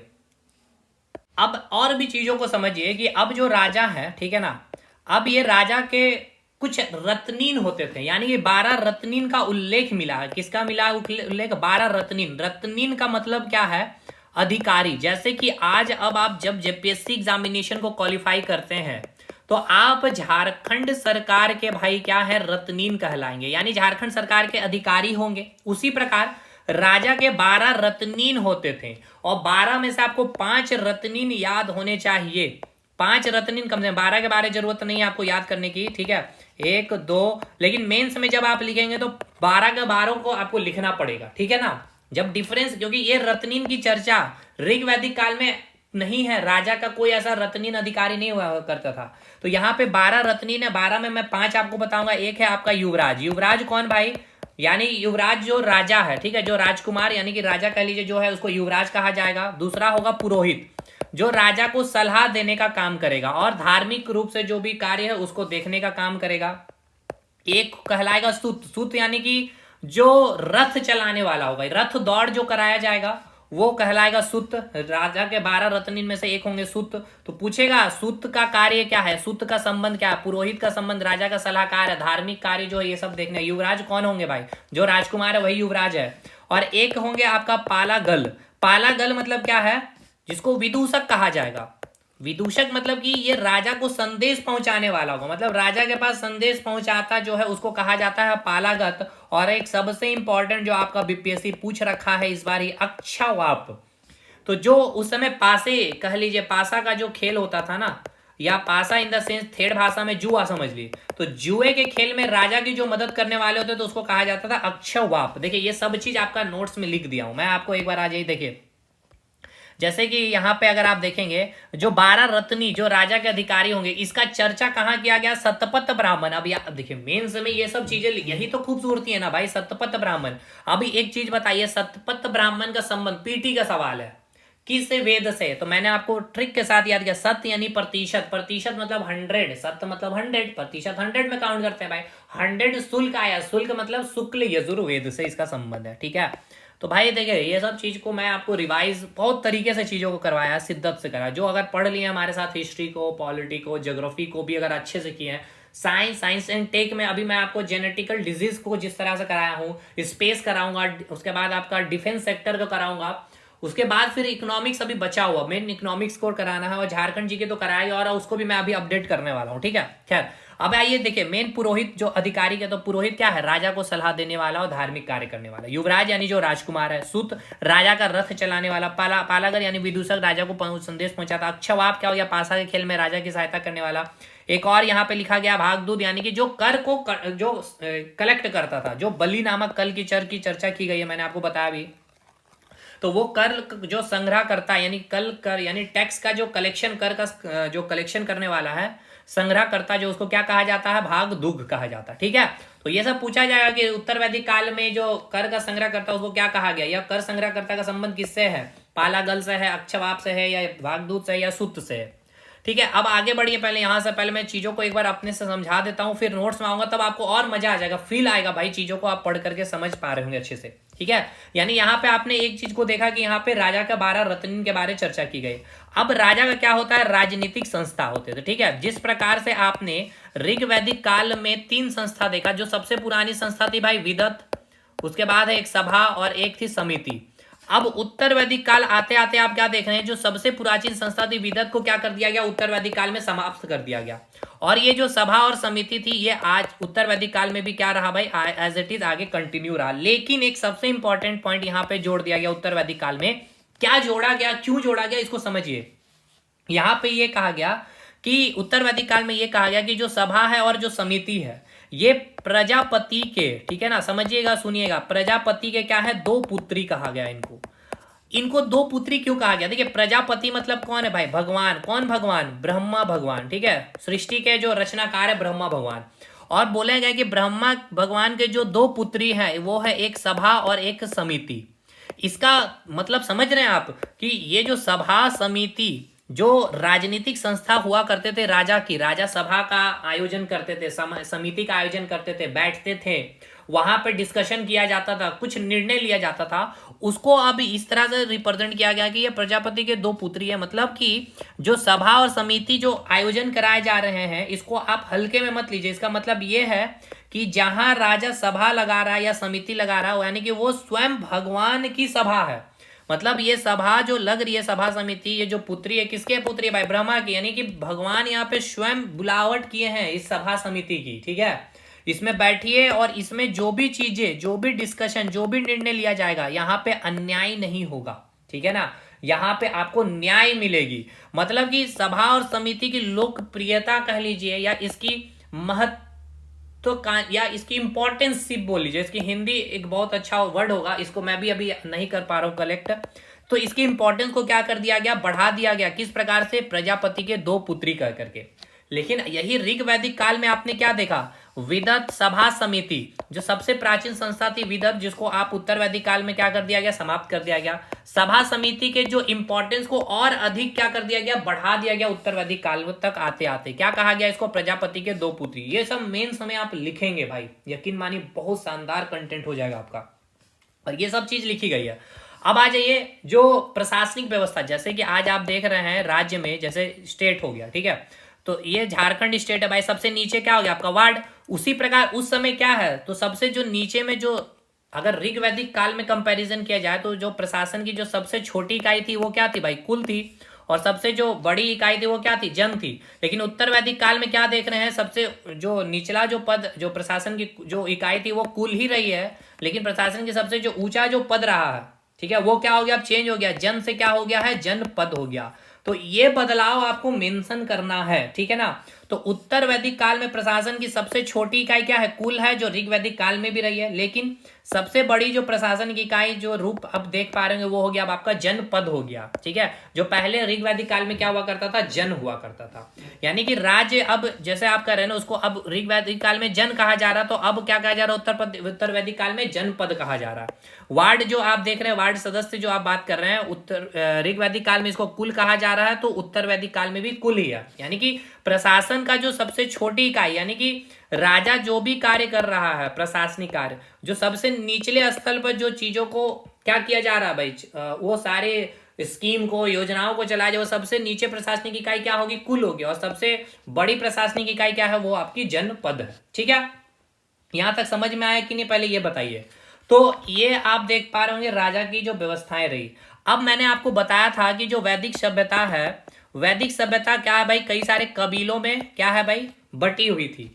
लेकिन ये ऋग वैदिक काल में आपने देखा, लेकिन उत्तर वैदिक काल आते आते क्या हुआ, बहुत सारे कबीला क्या हुए, आपस में मर्ज होते चले गए, मिलकर एक बड़ा क्षेत्र का निर्माण किया गया। जिसमें से बहुत इंपॉर्टेंट याद रखिएगा, एक है पुरु कबीला और दूसरा है भरत कबीला। अब याद होना चाहिए आपको, भरत कबीला का पूरा स्टोरी मैंने आपको सुनाया है, किस प्रकार इस भरत से भारत नाम पड़ा है। याद है ना, 10 राजे युद्ध की कहानी मैंने आपको सुनाई थी भाई, 10 राजाओं का जो युद्ध हुआ है उसमें मैंने सारी चीजें समझाई है। खैर, तो ये जो दो कबीला है, ये दो कबीला आपस में मर्ज हो करके एक बड़ा कबीला का निर्माण किया, जिसको कहा गया कुरु कबीला। और यही कुरु कबीला क्या कहलाता है, आपका कुरुक्षेत्र, ठीक है। और यही कुरुक्षेत्र की राजधानी कहाँ हुआ करती थी, हस्तिनापुर। और यही हस्तिनापुर का जो कहानी आप महाभारत में पढ़ते हैं, या महाभारत के एपिसोड आप टीवी में देखते हैं, कि आपके एग्जाम के लिए इंपॉर्टेंट है भाई। अभी मैं आपको बता दूंगा जितना इंपॉर्टेंट है, आपको देखने की आवश्यकता ही नहीं, आप अपने इंटरेस्ट आपका जगा दूंगा, अब आप महाभारत खुद देखने लगेंगे। अभी हम आएंगे उस पर भी। देखिए, हमने ये कहा कि जो वैदिक सभ्यता रही है, कई सारे कबीलों में विभाजित है। आपने देखा ऋग वैदिक काल में हर कबीला का अपना एक राजा होता था, और राजा के क्या होते थे भाई, सलाहकार होते थे। उसमें ही आपको मैंने स्टोरी बताया है भरत कबीला का पूरा। लेकिन उत्तर वैदिक काल में क्या देखने को मिला, कबीला क्या हो रहे थे, एक दूसरे के साथ तो क्या हो रहे थे, मर्ज हो रहे थे, जुड़ करके एक बड़ा कबीला का निर्माण कर, जिसमें से पुरु और भरत कबीला मिल करके कुरु कबीला का निर्माण किया। तो पीटी में पूछा जाएगा कुरु कबीला किसके मर्ज से, ठीक है ना, यानी कि कौन आपस में मिले थे, कौन कौन से कबीला, पुरु और भरत कबीला मिले थे। उसी प्रकार एक आपका मिलेगा पंचाल कबीला, अभी हम आएंगे उस पर भी, पहले इसको खत्म करते। देखिए, तो यहाँ पे मैंने बताया कुरु कबीला कुरुक्षेत्र, यानी कि ये कौन सा क्षेत्र में, दिल्ली वाला जो क्षेत्र देख रहे हैं और हरियाणा वाला क्षेत्र, इस क्षेत्र को कहा गया है कुरुक्षेत्र। अब इसी की कहानी जो है, इसकी जो राजधानी जो हस्तिनापुर, इसकी कहानी क्या है भाई, महाभारत में। मतलब क्या है, देखिए, हस्तिनापुर के बहुत सारे राजा बने, जिसमें से एक राजा बनेंगे परीक्षित, ठीक है। परीक्षित कौन है भाई, जो आपके क्या बोलते हैं, अर्जुन, अर्जुन नहीं, अभिमन्यु, ठीक है ना। अभिमन्यु जो थे उनके पुत्र थे, और अभिमन्यु किसके पुत्र थे भाई, अर्जुन के पुत्र थे, ठीक है। ये सब मैं आपको इसलिए बता रहा हूं क्योंकि एग्जामिनर आपसे, क्योंकि अगर आप हिंदू, मतलब देखिए बैकग्राउंड से हैं, महाभारत जैसी चीजें चल रही है, तो आपको इतना पता होना चाहिए कि कुरुक्षेत्र का जो राजा, यानी जिसकी राजधानी हस्तिनापुर है, जहां का राजा परीक्षित जो बना, वो किसका पुत्र था भाई, अभिमन्यु का पुत्र था। अभिमन्यु किसका पुत्र था, अर्जुन का पुत्र था। तो हस्तिनापुर के बहुत सारे राजा बने, जिसमें से एक राजा था परीक्षित। अब ये इंपॉर्टेंट इसीलिए क्योंकि परीक्षित जो राजा बने था ना, ये जनता इनसे बहुत ही प्रसन्न रहते थे। जनता से ये बहुत बार बार इनकी मुलाकात, यानी अपने प्रजा के लिए बहुत अच्छा अच्छा कार्य किए हैं, इनसे मुलाकात करते रहते थे। इनके दुख समस्याओं में जो भी इनकी तरफ से जो भी चीजें होती थी, ये उनका निवारण करते थे, ठीक है। यानी कि जनता में ये बहुत फेमस थे। एक समय ये क्या किए, शिकार के लिए निकले हैं, और शिकार के लिए जब निकले हैं और जब जंगल पहुंचे तो ये काफी थक गए थे। तो उन्होंने देखा कि जंगल में एक ऋषि मुनि है जो यज्ञ कर रहे हैं, तपस्या कर रहे हैं। तो उनसे कहा, भाई परीक्षित इतना बड़ा राजा है, ठीक है ना, वहां की प्रजा इनको क्या करे, भगवान की तरह पूज रहे हैं, तो इनसे ये क्या कर रहे हैं भाई, पानी की डिमांड की कि आप हमें एक गिलास पानी दें, हम काफी थक चुके हैं। लेकिन ये जो ऋषि थे, ये क्या थे भाई, अपने यज्ञ तपस्या में विलीन थे। तो इनकी बातों को इग्नोर किया और ये परीक्षित को ऐसा लगा कि वो उनका अपमान किए हैं, तो वहीं जंगल से एक सांप को मारा इस परीक्षित ने और इसके गले में टांग दिया। तो इससे इनकी क्या होगा भाई, जो यज्ञ तपस्या जो कर थी वो इनकी क्या हो गई, खत्म हो गई। और ये जो ऋषि थे इनका पुत्र था श्रृंगी ऋषि, ये सारी चीजों को देख रहा था और ये घटना को देखने के बाद श्रृंगी ऋषि ने जो परीक्षित थे उसको क्या किया, शराप दे दिया। शराप ये दिया कि आप अगले 7वें दिन आपकी सांप काटने से क्या हो जाएगी, मृत्यु हो जाएगी। और जब ये तपस्या जब इनकी तो टूट ही गई और जब ये सुन रहे हैं कि ये हमारे पुत्र जो श्रृंगी जो है यानी श्रृंगी ऋषि जो इस ऋषि के पुत्र थे ये शराप दे रहे, तो इनको कह रहे कि भाई ये तुम क्या कर रहे हो, ये जो राजा है बहुत भले राजा है, हमारे ये प्रजा के लिए बहुत अच्छे कार्य किए, किसी गलत फहमी के कारण ये हमसे हमारे गले में सांप को मार दिया है, ये तुमने गलत इनका कोई भी इंटेंशन गलत नहीं होगा। लेकिन अब इसने तो शराप दे दिया भाई। अब परीक्षित को क्या है, पता चल गया है, क्या पता चल गया कि अगले 7वें दिन क्या है भाई, इनकी मृत्यु हो जाएगी। तो अब इसलिए जो कुरुक्षेत्र का जो क्षेत्र इसका दिन था, इसने अपने बेटे जन्मजय को क्या कर दिया है, दे दिया, सिंहासन में बैठा दिया। अब जन्मजय को भी पता है कि इनके पिता का 7वें दिन सांप काटने से मृत्यु हो जाएगी, तो जन्मजय ने क्या किया, जितने भी ऋषि मुनि थे सारे को बुलाया, सबको एक जगह बैठाया और बोला कि कुछ ऐसी व्यवस्थाएं बताइए, कुछ ऐसा मंत्र, कुछ ऐसा यज्ञ बताइए कि पूरे संसार में जितने भी सांप हैं सभी क्या हो जाए, विलीन हो जाए धरती से या सभी मर जाएं। तो भाई क्या है, आप दान दीजिए। ऋषि मुनि बोले भाई सब चीज का व्यवस्था है, तो सारा यज्ञ कराया जा रहा है, सारे मंत्र पढ़े जा रहे हैं, आपको मैंने बताया है सारे मंत्रों के बारे में, ऋग्वेद, यजुर्वेद, अथर्ववेद, सामवेद के बारे में। तो सारे सांप क्या हो रहे हैं, मर रहे हैं, एक जगह इकट्ठा हो रहे हैं और धरती से विलीन हो रहे हैं। लेकिन परीक्षित को क्या है, पता है कि 7वें दिन इनकी तो भाई मृत्यु है। इसीलिए अब परीक्षित क्या कर रहे हैं, जो महाभारत यानी कि जिसका इनिशियली नेम क्या है, जय संहिता, जिसके रचनाकार कौन है भाई, वेद व्यास। वेद व्यास का जो पुत्र है सुखदेव, देखिए ये सब मैं नाम बतवा रहा हूं इसलिए कि आपका एग्जाम में क्वेश्चन पूछेगा। सुखदेव गोस्वामी से मिलते हैं ये कौन, परीक्षित, और इनसे मिल करके कहते हैं कि गुरु अगर किसी व्यक्ति को पता चल जाए कि उसके अगले 7वें दिन उनकी मृत्यु हो जाएगी, ठीक है ना, ध्यान से सुनिएगा, अगर 7वें दिन उनकी मृत्यु हो जाएगी तो उनको क्या करना चाहिए। तो सुखदेव गोस्वामी कर रहा है कि अगर कोई व्यक्ति ऐसा है जिसको पता है कि अगले 7 दिन बाद उनकी मृत्यु हो जाएगी, तो उसको भगवान की लीला की जो कहानी है उसको सुननी चाहिए। तो ये 7 दिन इनके बीच जो कहानी या जो वार्ता चलता है, यही 7 दिन भगवत गीता, आप देखते होंगे भगवत गीता जहां भी होगा 7 दिन तक चलता है। तो ये 7 दिन में क्या है भाई, यही कहानी, यही स्टोरी चलता है। अब आप जाके सुनिएगा भगवत गीता तो आपको मजा आएगा। अब आप समझ पा रहे हो कि आखिर पहले यही नहीं समझ में आता कि भगवत गीता हो क्या रहा, कथा क्या है भाई। तो ये कथा वही है, परीक्षित और सुखदेव गोस्वामी के बीच में ये 7 दिन का संवाद है, ठीक है। लेकिन 7वें दिन में होता क्या है, तो भाई इधर इनका जो बेटा है परीक्षित का जन्म, जो ये पूरे तैयार है 7वें दिन, पूरा परीक्षित जो इनके पिताजी को घेर करके बैठे हुए हैं, पूरा एकदम दरबार घर और एकदम पूरा फर्स्ट क्लास तैयार है, कहीं से सांप का एंट्री ना हो जाए। लेकिन फाइनली इतना सुन लीजिए कहानी, इसमें बहुत सारी चीजें और है, आप देखेंगे महाभारत एपिसोड, वो जरूरत नहीं है, जो मैंने जरूरत थी वो बता दी आपको। फाइनली सांप काटने से इनकी मृत्यु हो जाती है, और जो सांप होता है वो नाग सांप कौन होता है, उसका नाम आपसे पूछेगा, उसका नाम होता है तक्षक। तो देखिए क्वेश्चन क्या क्या बनेगा, किस उस सांप का नाम पूछेगा तो तक्षक सांप पूछा जाएगा। परीक्षित दो जो थे वो किसके पास गए थे, जो 7 दिन जो उनके बचे हुए थे, तो भाई सुखदेव गोस्वामी कौन थे, वेद व्यास के पुत्र थे। अच्छा, कुरुक्षेत्र का राजा कौन था, तो परीक्षित था। परीक्षित को किसने श्राप दिया था, किस ऋषि मुनि ने, तो आपको मैंने बता दिया श्रृंगी ऋषि ने श्राप दिया था। क्लियर है भाई, ये सब चीजें हो गए, और जितना इंपॉर्टेंट था मैंने सारी चीजें बता दी है, ठीक है। अच्छा, परीक्षित किसका पुत्र है, अभिमन्यु का पुत्र था। अभिमन्यु किसका पुत्र है, अर्जुन का पुत्र है। तो ये सब आपको इंपॉर्टेंट, कुरुक्षेत्र का भी पूरा कहानी समझ में आ गया, यहां तक चीजें क्लियर है कि नहीं, पहले हमें ये बताइएगा, ठीक है। तो अब अगर भागवत जो कथा चलता 7 दिन वाला कंसेप्ट अब आपको समझ में आ रहा ना भाई, क्या है 7 दिन वाला कंसेप्ट भी। चलिए अब 4 यज्ञ के बारे में सुन लीजिए जो आपके एग्जाम में पूछा जा सकता है। सबसे पहले एक है आपका राज्यभिषेक यज्ञ, ठीक है। देखिए राज्यभिषेक यज्ञ यानी कि राजा बनने से पहले आपका ये यज्ञ कराया जाता है, ठीक है, राजा बनने से पूर्व, ठीक है। राजा बनने से पूर्व क्या किया जाएगा, एक यज्ञ कराया जाएगा। दूसरा राजस्यु यज्ञ, ये इंपॉर्टेंट है आपका।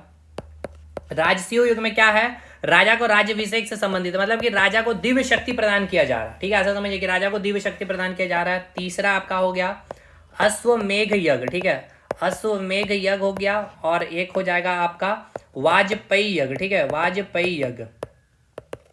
वाजपेयी यज्ञ क्या है कि जो रथ दौड़ होता है, ठीक है ना, यानी कि राजा द्वारा अपनी शक्ति का प्रदर्शन कराया जाता है, तो जिसमें रथ दौड़ होता है, ये वाजपेयी यज्ञ का इसका संबंध है, ठीक है। तो वाजपेयी यज्ञ क्या हो गया, रथ दौड़ हो गया। राजसूय यज्ञ यानी कि राजा को शक्ति प्रदान किया जा रहा है राजा का। और राज्यभिषेक यज्ञ क्या हो गया, राजा बनने से पूर्व। अश्वमेध यज्ञ क्या है, तो देखिए जो राजा होते थे, ठीक है, राजा का जो क्षेत्र है कहाँ तक है ये कुछ डिसाइड नहीं होता, क्योंकि उस समय तो बाउंड्री वगैरह का कोई सिस्टम है नहीं भाई, सीमेंट बालू गिला करके बाउंड्री बना लिए। तो क्या करते थे, राजा घोड़ा को दौड़ा देते थे, ठीक है, उत्तर में दौड़ा दिए, पूर्व में दौड़ा दिए, पश्चिम में दौड़ा दिए, दक्षिण में दौड़ा दिए। जहां तक घोड़ा जा रहा है, जहां उसको कोई रोक दिया दूसरे राजा के सेना, वहां तक का क्षेत्र क्या हो जाएगा, उस राजा का हो जाएगा। इसी को कहा जाता है अश्वमेध यज्ञ, ठीक है। तो आप अश्वमेध यज्ञ में लिख सकते हैं क्षेत्र विस्तार के लिए कराया गया यज्ञ, ठीक है, क्षेत्र विस्तार हेतु ये यज्ञ है। क्लियर है चारों यज्ञ, राजभिषेक, राजसूय, अश्वमेध यज्ञ और वाजपेयी यज्ञ, ये चारों यज्ञ इंपॉर्टेंट है, याद रखिएगा। अब आइए नोट्स में जो भी चीज छूटा होगा नोट्स में हम लोग मेंशन कर लेंगे। चलिए पहले यहां से चीजों को पहले हम लोग क्लियर कट कर लेते हैं भाई, ठीक है, सारी चीजों हटा लेते हैं और इसके बाद अब हम लोग स्टार्ट करते हैं, ठीक है। चलिए तो हम लोग क्या देखने वाले हैं भाई, उत्तर वैदिक काल का आज हम लोग देख रहे हैं राजनीतिक जीवन को, ठीक है। उत्तर वैदिक काल में हम लोग क्या देख रहे हैं, राजनीतिक जीवन। तो सबसे पहले भौगोलिक स्थिति देखिए, यानी कि जो आर्यों का जो भौगोलिक स्थिति अब कहाँ तक पहुंच चुका है उत्तर वैदिक काल में। तो हमने बताया कि पूर्व में इसका विस्तार कहाँ तक हो चुका है, गंडक, गंडक के लिए क्या शब्द का इस्तेमाल किया गया है, सदा नीरा। और दक्षिण में कहाँ तक आ चुके हैं, विंध्य पर्वत। अब ये क्षेत्र क्या कहलाएगा, आर्यवर्त। और ब्रह्मवर्त मतलब ये कहाँ तक का क्षेत्र है, ऋग्वैदिक काल का तक का क्षेत्र। आर्यवर्त मतलब उत्तर वैदिक कार्य तक का क्षेत्र हो गया, ठीक है। समझ में आ रहा भाई, एकदम चीजों को एकदम बेसिक से मैं करवा रहा हूं भाई, एकदम बच्चा से बच्चा चीजों को समझ सके इस तरह से मैं करा रहा हूं। अब आइए बात करते हैं, देखिए यहाँ लिखा गया कि उत्तर वैदिक काल में पूर्व की ओर जो विस्तार हुआ किसने किया, विदय माधव के द्वारा कराया गया था, ठीक है। गंडक, सदा नीरा जो नदी तक फैलाया गया। और दक्षिण क्षेत्र में अगस्त ऋषि के द्वारा विंध्य पर्वत की ओर क्या हुआ, इसका विस्तार किया गया। क्लियर है। अब ब्रह्मवर्त से आर्य का क्षेत्र आर्यवर्त बन चुका है, ठीक है ना। अब आर्यों का जो क्षेत्र रहा जो पहले ब्रह्मवर्त तक था ऋग्वैदिक पीरियड में, अब वो क्या हो चुका है, आर्यवर्त तक बन चुका है। यानी दक्षिण पूर्व तक आर्यों क्या हो चुका है, विस्तार हो चुका है, गंडक और विंध्य पर्वत तक। किसने किया है, विदय माधव पूर्व में, और दक्षिण में किसने किया, अगस्त ऋषि ने। अब आइए बात करते हैं ऋग्वैदिक काल में। देखिए गाय बहुत ही महत्वपूर्ण पशु है भाई, क्योंकि आपको मैंने बताया था जब आर्थिक जीवन देखेंगे तो इस समय भी क्या है, कोई निश्चित मुद्रा नहीं है, वस्तु विनिमय पद्धति चलेगी। ऋग्वैदिक पीरियड में बताया, तो उत्तर वैदिक पीरियड में भी मैं जब आर्थिक जीवन बताऊंगा तो यहाँ पे भी आपको वस्तु विनिमय में गाय का ही इस्तेमाल किया जाएगा, ठीक है। तो इस काल में लड़ाई गाय के लिए भी होती थी, साथ के साथ अब क्या हो गया है, क्षेत्र के लिए, यानी कि क्षेत्र के विस्तार करने के लिए अब क्या हो गया, युद्ध प्रारंभ हो गया था। इस काल में राजा की स्थिति यानी कि इसकी इंपॉर्टेंस, महत्व क्या हो गई, थोड़ी अच्छी हो गई है। बलि नामक स्वैच्छिक कर राजा को अभी भी मिल रहा है। राजा के पास कोई नियमित सेना नहीं हुआ करती थी। ये सब मैंने आपको समझा दिया है, ये मैंने बस लिख करके यहाँ बताया। देखिए जो चीजें मैंने अभी बताई है भाई, वो सारी चीजें मैं बस आपको यहाँ पे रिकॉल करा रहा हूँ, ताकि आप नोट्स को भी पढ़े तो समझ सकें। इसलिए भाई नोट्स में देखिए बहुत ऐसी चीजें अभी मैं आपको दिखाऊंगा, अब इतना चीज को मैंने एक्सप्लेनेशन के साथ जोड़ा, ऋग्वैदिक से जोड़ कर समझा। अब इसको नोट्स में तो मैं लिख नहीं सकता ना कि ऋग्वैदिक को अलग से लिखा हूं, उत्तर वैदिक को अलग से लिखा, लेकिन इसको पढ़ाने के दौरान मैं दोनों का कंपैरिजन कराता हूं। अब इस काल में, अच्छा हाँ, ये इंपॉर्टेंट चीज जो मैं छूट गया बताने के, यहाँ देखिए नोट्स में मिल जाएगा। जो व्यवस्था क्या है, राजतंत्रात्मक शासन, मतलब कि वंशानुगत पद हो चुका है, मतलब राजा का बेटा ही अगला वहां उस कबीला का राजा बनेगा। अब राजा को क्या कहा जा रहा है, सम्राट या एकराट या अधिराज नाम से जानने लगे हैं। इस काल में अब राजा डायरेक्ट रूप से नहीं बनाए जाएंगे, मैंने बताया कि अब कुछ तामझाम किया जाएगा, राज्यभिषेक कराया जाएगा और राजसूय यज्ञ के द्वारा क्या हो गया, उसको राजा की उपाधि दी जाएगी, ठीक है। और इसका उल्लेख कहाँ किया गया है, तो भाई सतपथ ब्राह्मण, और सतपथ ब्राह्मण का संबंध किस वेद से है, तो भाई शुक्ल यजुर्वेद से, ठीक है। आगे बढ़िए। अब इसी सतपथ ब्राह्मण में 12 रत्नित राजा के अधिकारी का वर्णन मिलता है, ये मैंने आपको बता दिया, पुरोहित, युवराज, सूत, पालागल और अक्षवाप और यागदूत, ठीक है। कर संग्रहकर्ता को यागदूत हो गया। पासा के खेल में राजा की सहायता करने वालों को अक्षवाप हो गया। विदूषक जो राजा को संदेश पहुंचाएगा पालागल कहलाएगा। राजा का रथ चलाने वाला सूत हो गया। राजकुमार युवराज हो गया। राजा को सलाह और धार्मिक कार्य करने वाला या धार्मिक कार्यों को देखने वाला क्या होता है, पुरोहित होता है। चलिए आगे। अब यही ऋग्वैदिक काल में आप देखिए डिफरेंस, पुरोहित कौन है भाई, एक प्रकार से ऋग्वैदिक काल में सारा कार्य जो है भाई राजा का देखने वाला पुरोहित है, यानी राजा वही करेगा जो पुरोहित कहेगा। लेकिन यहाँ पे राजा का कार्य क्या क्या कर रहा है, केवल धार्मिक और सलाह देने का केवल काम कर रहा है, बाकी वहां पे सारा चीज देखने वाला पुरोहित ही था ऋग्वैदिक पीरियड में।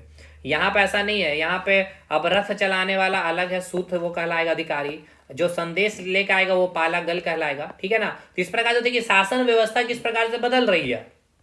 उसके बाद यहाँ पे मैंने संस्था बताया, राजनीतिक संस्था की उत्तर वैदिक काल में जो सबसे प्राचीनतम संस्था थी जो विदत, उसको क्या कर दिया गया, समाप्त कर दिया गया। सभा और समिति को प्रजापति के 2 पुत्री कहा गया। अब ये 2 पुत्री कहा गया, अब इसको मैंने लिखा नहीं है भाई, ब्रह्मा के 2 पुत्री से इसका कंपैरिजन किया गया है। यानी कि अगर राजा ने सभा का आयोजन किया है, समिति का आयोजन किया गया, इसका मतलब क्या है, भगवान ने यानी ब्रह्मा भगवान ने इस सभा का आयोजन किया है। और भगवान के दरबार में कभी अन्याय नहीं होता। इस तरह से इंपॉर्टेंस को बढ़ाया गया सभा और समिति का।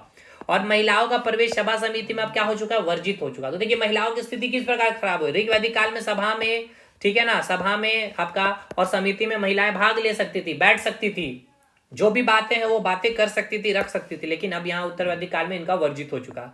उत्तर वैदिक काल में प्रशासन की सबसे छोटी इकाई क्या है, कुल है। यानी कि प्रशासन, यानी कि भाई जैसे कि झारखंड राज्य में कोई भी योजना चल रही है भाई, ये राज्य होगा, राज्य के बाद आपका क्या आ जाएगा भाई, राज्य के बाद आपका जैसे कि ये स्टेट हो गया भाई, स्टेट के बाद आपका क्या आ जाएगा, डिस्ट्रिक्ट आएगा, जिला होगा, ठीक है, जिला के बाद आपका पंचायत है, ग्राम पंचायत है, सबसे नीचे क्या हो गया भाई आपका प्रशासन की इकाई आपका वार्ड हो जाएगा, है ना। और सबसे ऊंचा जो पद है, सबसे बड़ी प्रशासनिक इकाई राज्य है। उसी प्रकार जो यहाँ पे राजा जो डिसीजन ले रहा है वो नीचे तबके तक जाएगा, वो सबसे निचला जो स्तर है, वो सबसे प्रशासन की जो सबसे छोटी इकाई क्या है, कुल है।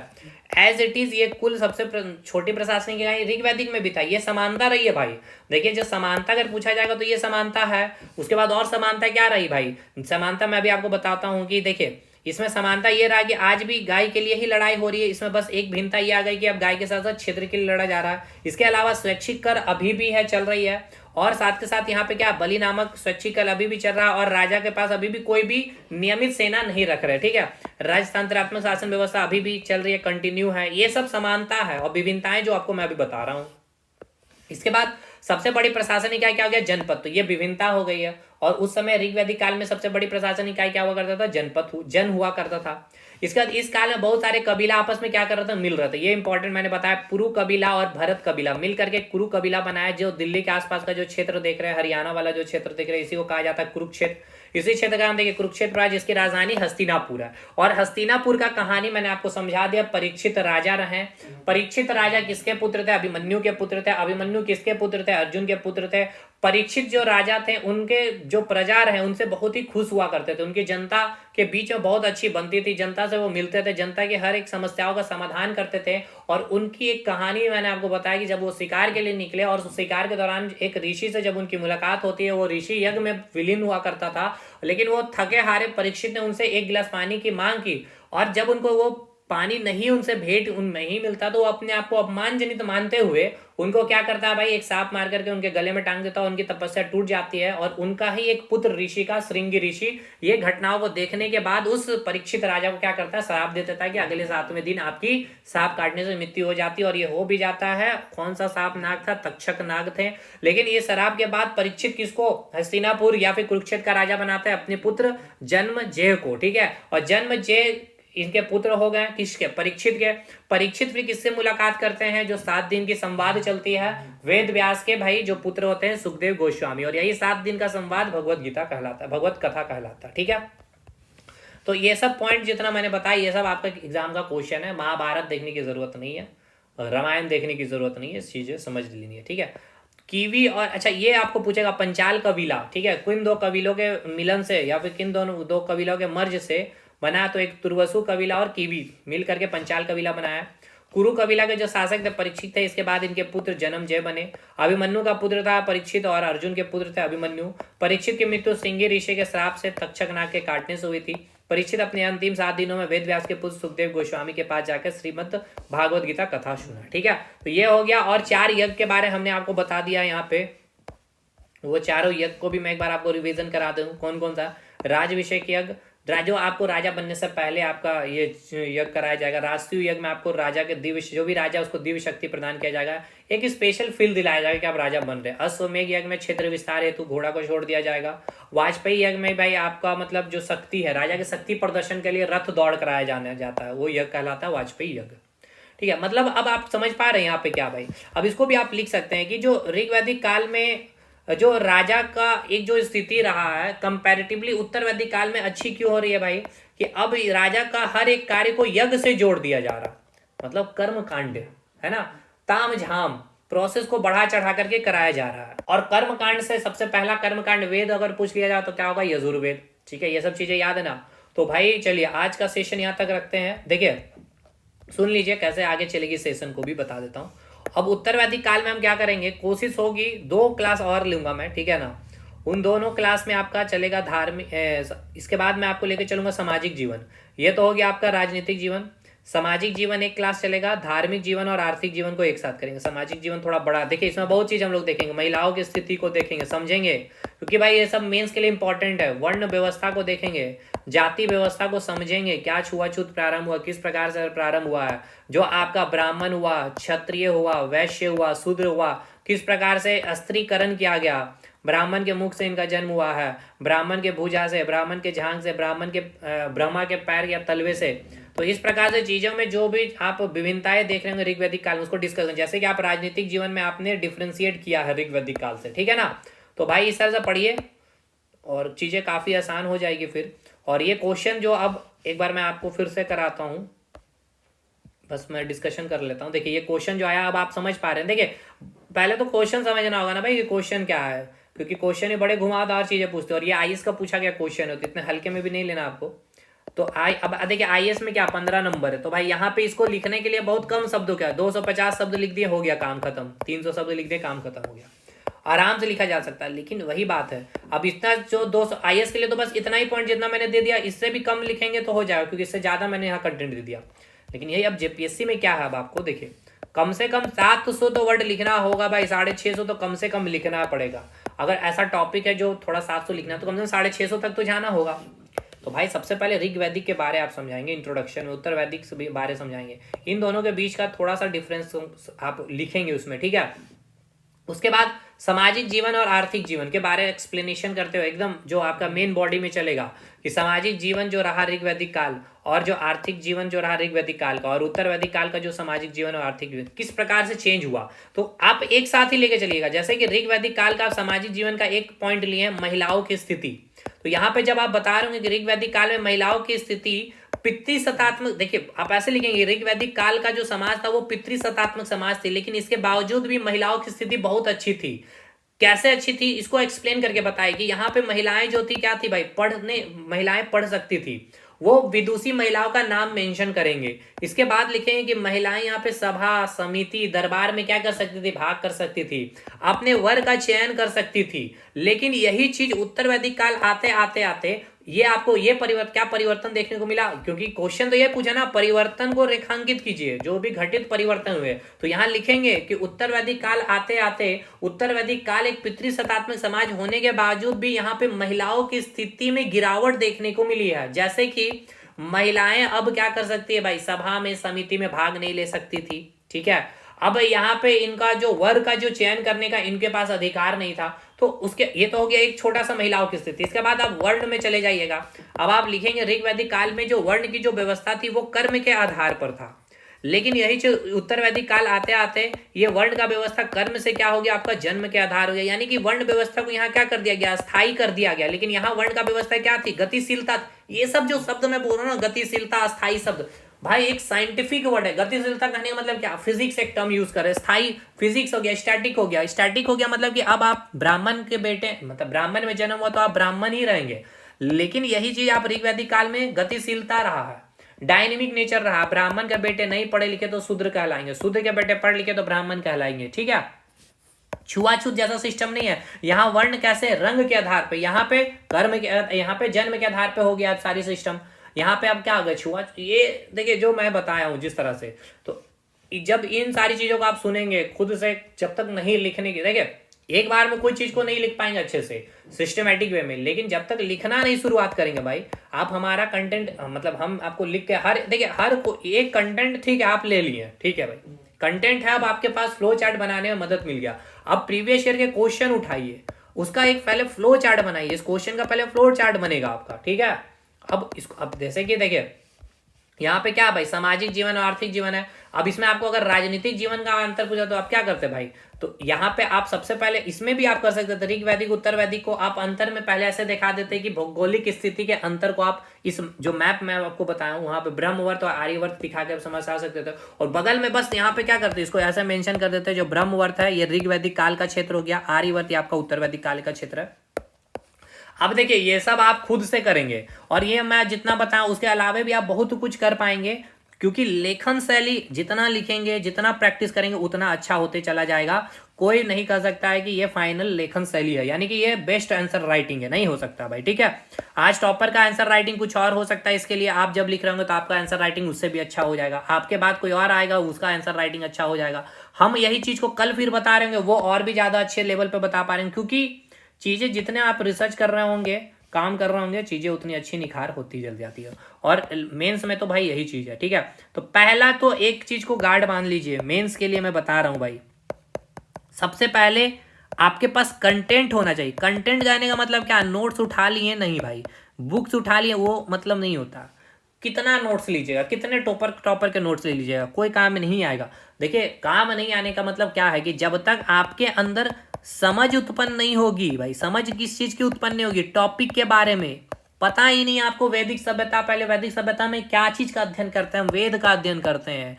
अब ऋग वैदिक काल में केवल ऋग वेद अध्ययन किया, उत्तर वैदिक काल हमने तीनों वेद का अध्ययन किया है। आपका ऋग, आपका यजुर्वेद हो गया, सामवेद, ये आपकी अंडरस्टैंडिंग नहीं है, समझ आपकी नहीं है भाई, तब आप किसी का कंटेंट ले लीजिए, कोई फायदा नहीं है, बस सीधा बात है। तो आपका कंसेप्ट क्लियर होना चाहिए, ठीक है। समझ स्तर करने का मतलब कंसेप्ट पकड़ होना चाहिए टॉपिक के ऊपर। ऋग वैदिक कह रहे हैं तो भाई समझ में आना चाहिए ऋग वैदिक मतलब क्या, उत्तर वैदिक मतलब क्या।